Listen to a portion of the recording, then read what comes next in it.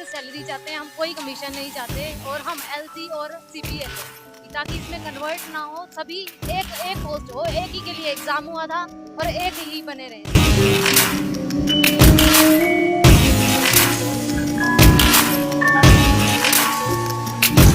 अगर सरकार ने हमारी बात नहीं मानी तो आज हम उरे धरना प्रदर्शन देंगे। हमारा गैल जो भाई बैठना था उरे बैठ जाओ, आज दोबारा धरना यहीं पे लगाएंगे हम।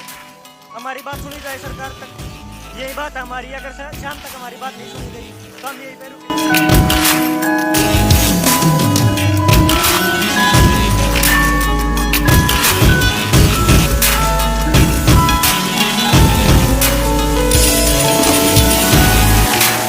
मांगे नहीं मानी गई तो हम असेंबली में बाईकाट करेंगे और सरकार को वोट की चोट देंगे।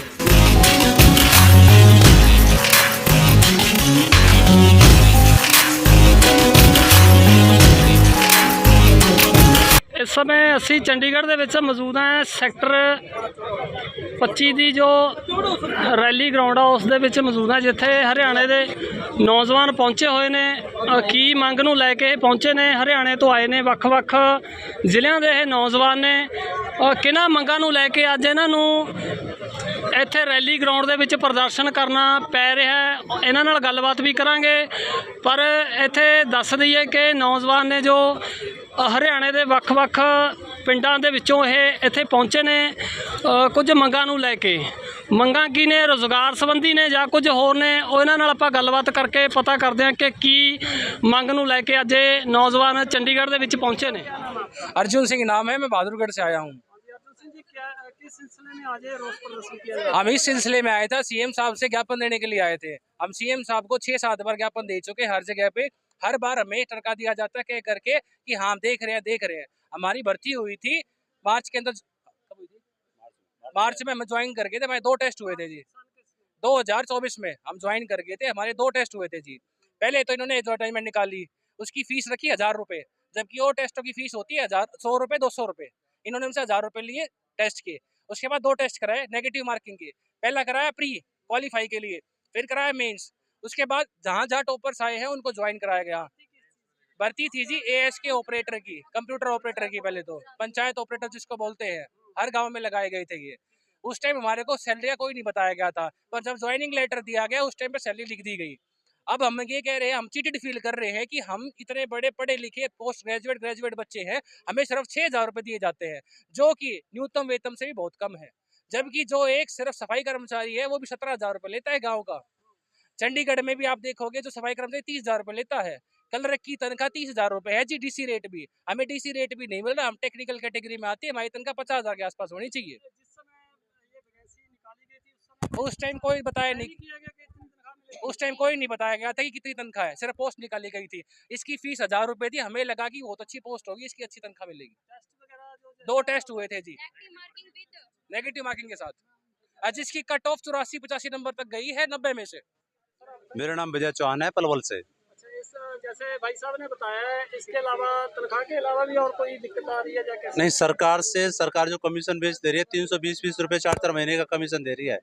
क्या 320 रुपए में हमारा परिवार चल पाएगा? सरकार को ये सोचना चाहिए, इतने पढ़े लिखे एजुकेटेड पर्सन है, मोस्टली पोस्ट ग्रेजुएट है ये साले, और टेक्निकल बेस वर्क करते हैं कंप्यूटर ऑपरेटर का। सरकार क्या 6000 रुपये में या 320 रुपये उनका गुजारा सहन कर पाएगी? क्या सरकार को यदि इतना पैसा मिले, क्या सरकार अपना परिवार चले पाएगी? सरकार कोई नुमाइंदा ऐसा है क्या? कहीं भी सरकार में ऐसा कहीं कानून है कि इतनी बड़ी भर्ती करके भी क्या आप 6000 रुपये दोगे सरकार को? और कुछ भाई तो ऐसे जिनको एक पैसा नहीं मिला आज तक। 4 महीने हमें ज्वाइनिंग करे हो गए, 2 टेस्ट लिए, एक में नेगेटिव मार्किंग भी लिया कंप्यूटर बेस का। वो बीटेक के मतलब का जो बंदा है वो क्लियर कर रहा है उसको, और उसमें भी 60% 65% जाके मेरिट लग रही है उसकी। फिर भी सरकार 6000 रुपये भर्ती के 6000 रुपये करके दिखा रही है। क्या ये जायज बात है क्या? उसमें से कटौती हो रही है। 320 रुपये कमीशन दे रहे हैं 4 महीने का। क्या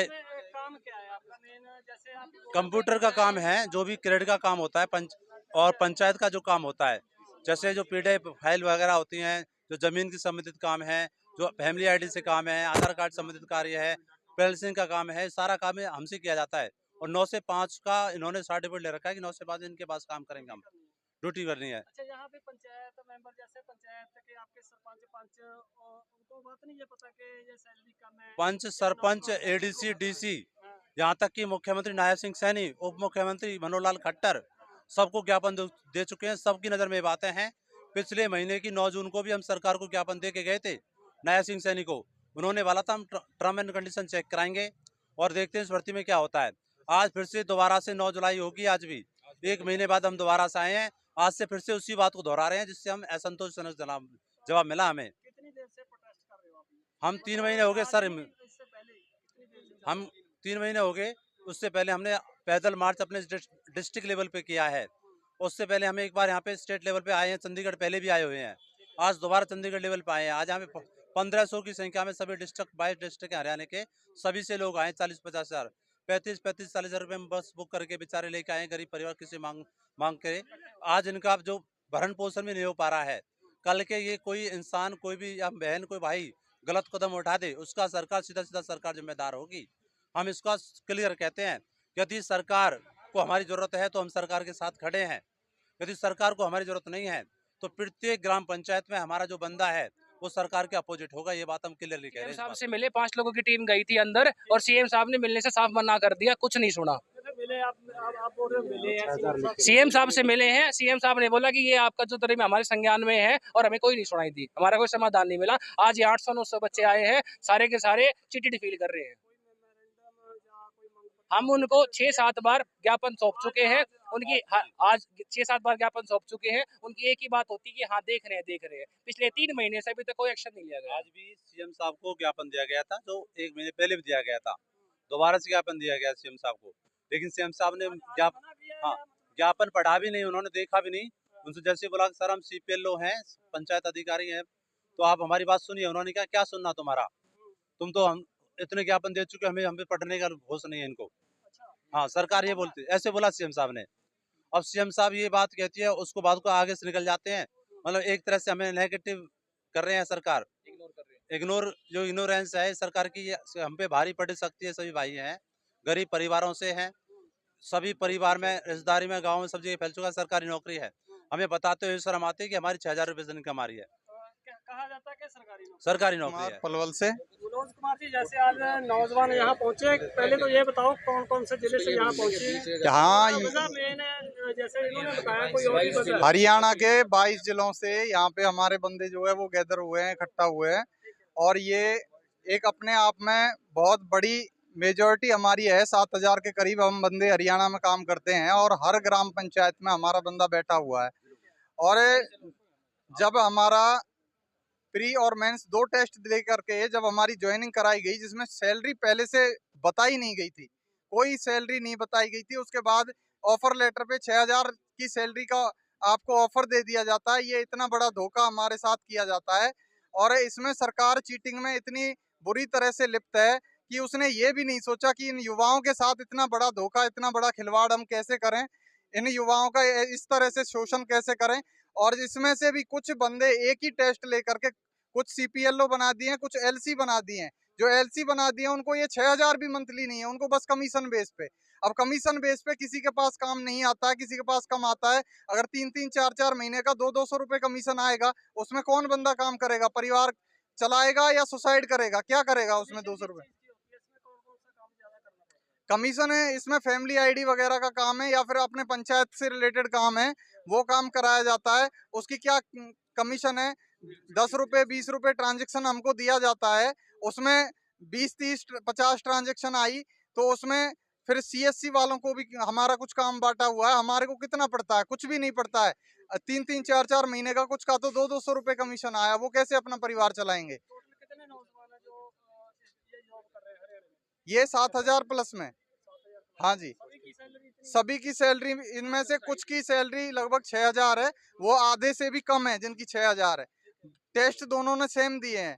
और जबकि टेक्निकल बंदे हैं जो डबल टेस्ट दे करके आए हैं, ग्रेजुएट लेवल के बंदे भी हैं जिसमें, और उन्होंने प्री और मेंस विद नेगेटिव मार्किंग के साथ टेस्ट दिया है। जैसे IPS ICS के टेस्ट होते हैं, आपके तहसीलदार का टेस्ट होता है, उस लेवल का टेस्ट हमसे लिया जा रहा है। और फिर सैलरी हमको 6000 दिखाई जा रही है और ऊपर से सुनवाई नहीं करी जा रही। उसमें से फिर सुनवाई भी नहीं हो रही है। एक लेबर, जो अनपढ़ आदमी, गवार आदमी, जो एक स्किल्ड वर्कर नहीं है, उसकी भी सैलरी हमारी सैलरी से कई गुना ज्यादा है। हमारी मांग ये है कि कम से कम हमारी सैलरी इतनी करी जाए जो एक टेक्निकल ग्रेड के बंदे की होती है। एक टेक्निकल कंप्यूटर ग्रेड का बंदा जो है, उसकी जो सैलरी होनी चाहिए वो सैलरी हमें मिले।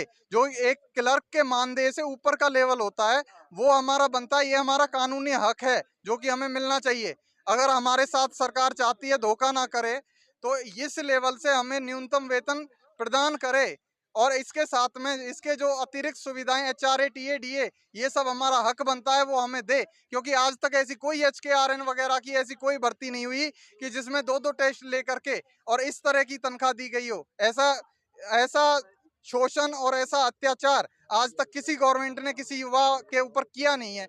और इस गवर्नमेंट की इतनी ज्यादा तानाशाही इसको कह सकते हैं कि हम बार बार ज्ञापन दे रहे हैं और ऐसे नजरअंदाज करके CM साहब निकल जाते हैं कि बार बार हमारे बच्चों ने जहां भी वो गए हैं, चाहे वो पलवल डिस्ट्रिक्ट में गए हैं, चाहे वो सोनीपत गए हैं, चाहे सिरसा, हिसार, कैथल, कहीं भी गए हैं, हर जगह हमारे बंदों ने उनको ज्ञापन दिया है और उन्होंने हर जगह उसकी सुनवाई ना करते हुए उसको इग्नोर कर दिया है। कोई ऐसी, जैसे प्रशासन भी यहाँ मौजूद है, कोई ऐसे कोई किसी के साथ कोई अनहोनी, कोई घटना तो नहीं ऐसी हुई? फिलहाल तो अनहोनी नहीं हुई है, पर प्रशासन के तरफ से कैसा बर्ताव रहा है? प्रशासन की तरफ से बर्ताव ठीक है जी, पर यहाँ कोई पानी की सुविधा नहीं है। गर्मी की लग रही है, लोग 1-2 चक्कर आके भी गिर गए हैं। हमारी कोई सुनवाई नहीं है जी।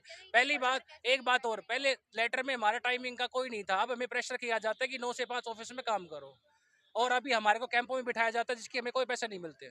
अब आप ये खुद बताओ, एक इंसान 6,000 में अपना परिवार कैसे गुजारा करेगा? अच्छा, जेड क्रीम है, पंचायत डिपार्टमेंट ऑफलाइन जबरदस्ती वर्क करवाता है। मेरा नाम काजल रानी है। आपने भी ज्वाइनिंग की है? Yes sir. और कितनी लड़की हैं? 7,000 में से कितनी और? सर इसमें से लगभग लड़कियां ही हैं, क्योंकि हाँ जी सर, क्योंकि पंचायत में अपने ही गांव में नौकरी मिलनी होती है। हर कोई सोचता है कि नजदीक नौकरी मिले, इसलिए लड़कियां सबसे ज्यादा हैं। तो सर देखा जाए तो हरियाणा कौशल की भी अभी इन्होंने जैसे कि ये सैलरी बढ़ा दी है, तो इनको इस मुद्दे पर भी ध्यान देना चाहिए कि हाँ इनकी भी सैलरी बढ़ाई जाए। अब आप जानते हैं इस पोस्ट का नाम है पंचायत लोकर ऑपरेटर। तकनीकी होगी, तकनीक की कितनी फीस होती है? कम से कम जैसे सैलरी 21-22 तो होती है, लेकिन हमें कितनी देर दी जा रही है? 6,000। 6,000 में क्या होता है? मैं अपने बच्चे पढ़ाऊं कि अपना घर चलाऊं? जैसे आप शादीशुदा है, अपने गांव से जॉब कर रहे हो या अपने ससुराल से? ससुराल से ही कर रही हूँ सर। और मैं जैसे 9 से 5 बैठती हूँ, मेरे घर पर भी है, और मैं 6,000 में 9 से 5 बैठ रही हूँ। ऐसे क्या?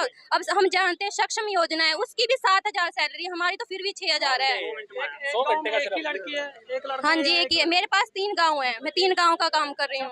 हाँ जी सैलरी एक ही दी जा रही है 6,000। सर, मैं यही मांग करती हूँ कि हमारी सैलरी बढ़ाई जाए, कम से कम B ग्रुप के लेवल की तो करे, क्योंकि ये पंचायत ऑपरेटर है।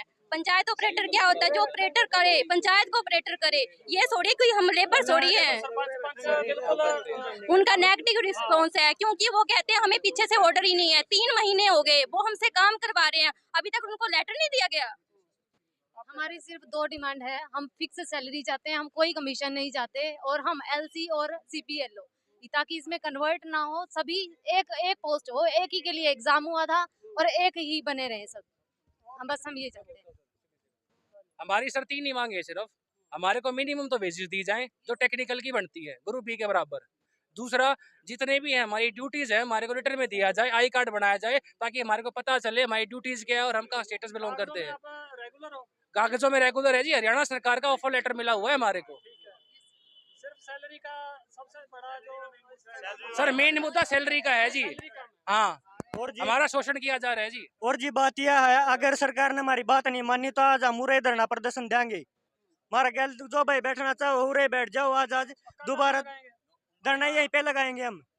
हमारी बात सुनी जाए सरकार तक, यही बात है हमारी। अगर शाम तक हमारी बात नहीं सुनी गई तो हम यहीं पे रुकेंगे। आज राजस्थान में भी सहायकों की मिनिमम सैलरी 22,000 रुपए है जी। सर हमसे ये लिखित में लिया गया कि आप कहीं और काम नहीं कर सकते, रेगुलर स्टडी नहीं कर सकते। अगर हमारी तनख्वाह जैसे 6,000 ये तो लेबर की भी नहीं होती, वो भी कितनी जगह काम करता है, या तो हमें छूट दी जाए। ऐसे सारी काम करवा रहे पक्कों वाले और फीस दे रहे लेबर वाली, ऐसे थोड़ी होता है सर।